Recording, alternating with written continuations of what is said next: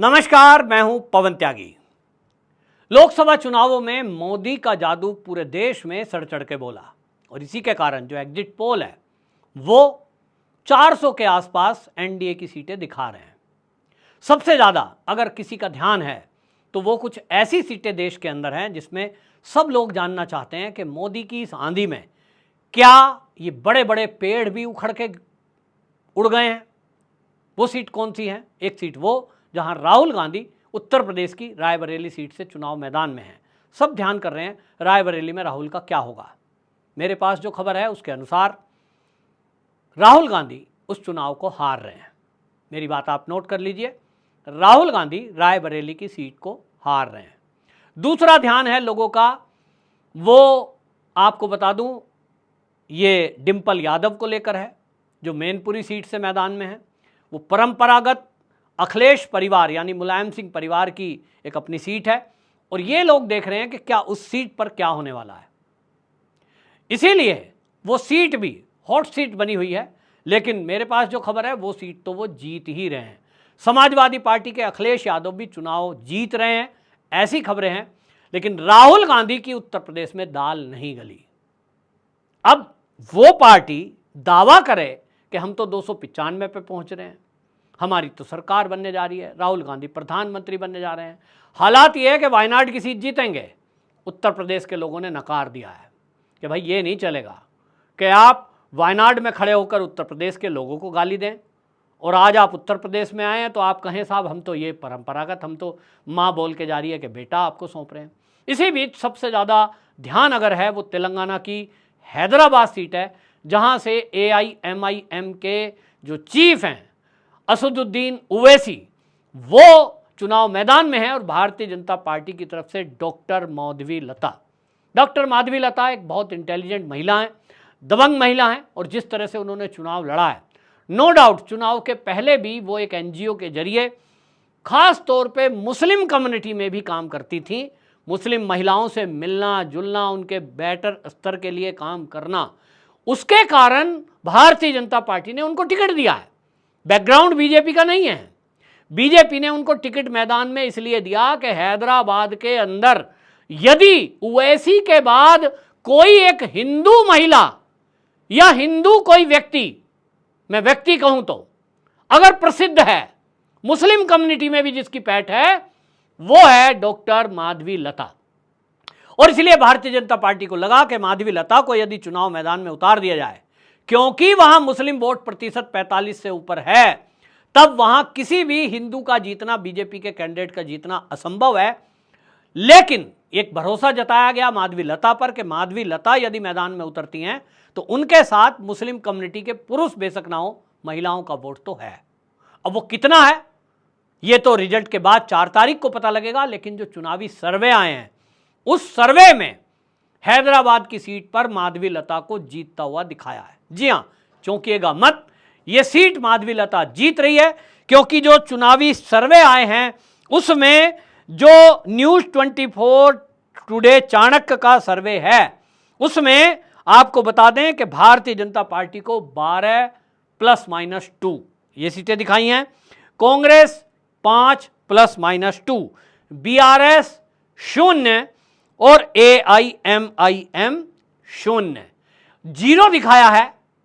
केवल बीजेपी और कांग्रेस में आपस में सीटों का बंटवारा 17 सीटों का होना है, जिसमें 14 सीटें 12 से 14 सीटें बीजेपी की, कांग्रेस की 5 से 7। अब आप समझ लीजिए इसी में खेल होना है। तो माधवी लता चुनाव जीत रही हैं, ऐसा टुडे का चाणक्य का सर्वे है, जिसका सटीक सर्वे बैठता है। अब इसका मतलब यह है कि माधवी लता के बारे में जो बातें बोली जा रही थी, जो मैंने अभी आपको बताया कि उनका NGO के जरिए लोगों में काम करना, मुस्लिम महिलाओं में काम करना, और कहीं ना कहीं मुस्लिम महिलाओं में जो उन्होंने विषय रखा है कि देखिए 3 तलाक का मुद्दा भारतीय जनता पार्टी लेकर आई, आपकी जो दुर्दशा है महिलाओं की उसके कारण विचार कर रहे हैं, तो अपनी दशा को सुधारिए। दूसरी बात, केंद्र सरकार की मोदी जी की जो योजना है वो हैदराबाद में भी मुस्लिम महिलाओं को मिली, जैसे कि आयुष्मान कार्ड, मुस्लिम महिलाओं को भी स्वास्थ्य का लाभ मिल रहा है। किसी के साथ ये भेदभाव नहीं है कि वो मुस्लिम है इसलिए उनको बीमा योजना नहीं मिलेगी। आवास योजना में मकान मिले और उज्ज्वला गैस मिली। ये जो सुविधाएं मिली वो महिलाओं को मिली, महिलाओं को भी ये दिखाई दे रहा है। और हैदराबाद एक ऐसा शहर है जो पुराना ऐसा शहर है जहां मुस्लिम युवतियां, मतलब बच्चे पढ़े लिखे बहुत हैं, पुरुष हो या बच्चे, वहाँ पढ़ाई पर ज़्यादा जोर है। जहाँ पूरे देश में उस तरह की आधुनिकता नहीं है, हैदराबाद में बहुत दिनों पहले से मैंने देखा है कि वो आधुनिकता रही है वहाँ। और इसलिए एक खुले दिमाग से भी लोग सोचने वाले हैं। उत्तर प्रदेश में भी एक नया ट्रेंड देखने को मिला है। उत्तर प्रदेश की 1-2 सीट तो ऐसी है जिस पर आप जानकर चौंक जाएंगे। मुस्लिम वोट भारतीय जनता पार्टी को किसी किसी सीट पर तो 10% भी मिला है। जी हाँ, 10% मुसलमानों का वोट बीजेपी के पक्ष में इस बार गया है। ये उन लोगों को भी करारा तमाचा है जो ये कहते थे कि ये जो पसमंदा मुस्लिम को साथ लेकर के बीजेपी चल रही है, इससे फ़ायदा क्या है, मुसलमान तो वोट देता नहीं है। आपको अगर देखना है, मेरे एक मित्र हैं हैदर अब्बास चांद्र, उत्तर प्रदेश में अल्पसंख्यक जो वो आयोग है उसके सदस्य हैं, और मैं उनको पिछले 20 साल से देख रहा हूँ जिस तरह से वो भारतीय जनता पार्टी के साथ काम कर रहे हैं। पहले तो कोई पोस्ट भी नहीं हुआ करती थी, वो तब से जब आप सोच लीजिए कि जो आपके राजनाथ सिंह जी हैं उस परिवार से उनके व्यक्तिगत संबंध है, दोनों बच्चे उनके आदर करते हैं, और उनकी राजनाथ जी की जो पत्नी है उनको माता जी बोलकर चरण स्पर्श करना, उस परिवार में ऐसी उनकी एंट्री है जैसे राजनाथ सिंह जी का वो एक बेटा ही हो। और अब आप सोचिए कितने भरोसेमंद हैं, उनके भरोसे चुनाव का प्रचार पूरा ऐसा परिवार छोड़ देता है। हैदर भाई अब आप देखेंगे इस एरिया को।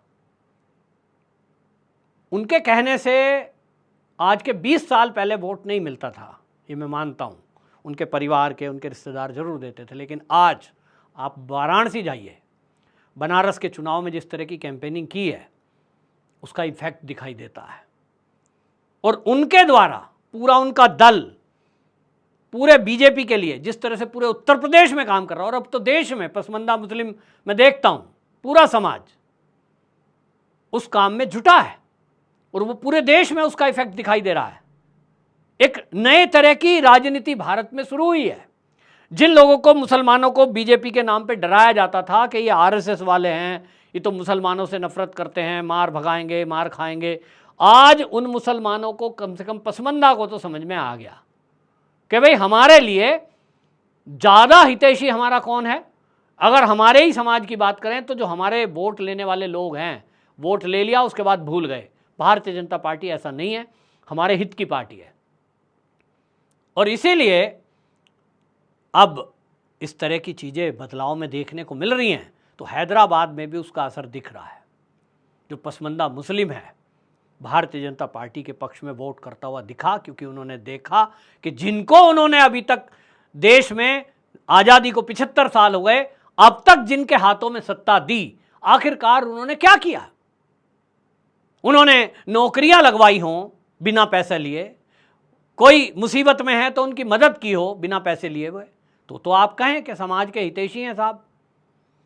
आप हर काम में पैसे लेंगे, भ्रष्टाचार करेंगे, जमीनों पर कब्जा करेंगे और उसी के बेस पे अमीर बन जाएंगे, और फिर आप समाज सेवा का ढोंग रचेंगे। ये अब नहीं चलता। माधवी लता ने और कुछ नहीं किया चुनाव प्रचार में, जहां हिंदुओं के मध्य उन्होंने ये एक उदाहरण प्रस्तुत किया और भरोसा दिलाया कि आप यदि मुझे जिताते हो तो निश्चित जानिए हैदराबाद की दिशा और दशा को बदलूंगी, मेहनत करूंगी और इसमें तन मन धन से मेहनत करूंगी, अपना भी पैसा लगाऊंगी। पढ़ी लिखी महिला है, विद्वान है, ये हिंदुओं में भरोसा दिया। वहीं मुसलमानों को ये बताया कि जिनको आप अपने धर्म के आधार पर अभी तक सत्ता देते आए, उन्होंने सिवा गुंडागर्दी के कुछ नहीं किया, दादागिरी के बिना कुछ नहीं किया, और मैं अगर आई सत्ता में तो निश्चित जान लीजिए कि बराबर सबको सम्मान दिया जाएगा, बराबर सबके काम किए जाएंगे। मेरी नज़र में हिंदू और मुसलमान करके मैं नहीं देखती, ना मैं देखूंगी। और इसलिए मुझे लगता है माधवी लता के पक्ष में हवा बनी हुई दिखाई दी, जिसके कारण सर्वे में माधवी लता की सीट जीतती हुई दिखाई दे रही है। कोई आश्चर्य नहीं है, फाइट बिल्कुल टफ होगी। निश्चित रूप से हो सकता है 1000, 2000, 5000 से जीते, लेकिन अगर ये जीत होती है तो अपने आप में एक बहुत बड़ा इतिहास माधवी लता रचाने जा रही हैं। मैं तो इस बात को भी कहता हूं कि माधवी लता यदि हार भी गई, मान लो कि ये चलिए कुछ अंदर कुछ वोट पड़ी होंगी जिसका सर्वे वालों को नहीं पता लगा, हम आइडिया नहीं लगा पाए, मुझे भी उम्मीद वैसे नहीं है। अगर वो हारती हैं तो भी जिस तरह की फाइट माधवी लता ने की है, ये निश्चित मान लीजिए कि ओवैसी को कम से कम उनके गढ़ में चुनौती देने वाली एक शेरनी अगर कोई है भारतीय जनता पार्टी में, वो डॉक्टर माधवी लता है। बहुत बेहतरीन चुनाव लड़ा है, बहुत परिश्रम किया है, और निश्चित रूप से आप समझ लीजिए कि जो कट्टरवादी लोग वहाँ हैं, हमने तो देखा है, ऐसी वीडियो आई हैं कि उसको कितनी गंदी गंदी गाली दे रहे थे, उस माहौल में वो चुनाव लड़ी है पूरा कूल होकर। ये अपने आप में एक बहुत बड़ी बात है। अगर वो जीतती है तो निश्चित समझ लीजिए केंद्र में मंत्रिमंडल उनका तैयार है, और केंद्र में मंत्री जब होता है ना, तो पूरे क्षेत्र को डॉक्टर माधवी लता जैसा व्यक्ति अगर मिलता है तो समझिए वो क्या करेंगी, पूरा उस क्षेत्र नहीं, पूरे तेलंगाना में जिस तरह की चीज़ें आ रही हैं, जैसा मैंने बताया कि भारतीय जनता पार्टी को डबल डिजिट आती हुई दिखाई दे रही है, एक इतिहास रचा जा रहा है वहाँ पर। ये भी अपने आप में बता रहा है कि अब आने वाले समय में वहाँ सरकार भी भारतीय जनता पार्टी की बनेगी। आपकी क्या राय है, कमेंट बॉक्स में ज़रूर बताएं। वंदे मातरम।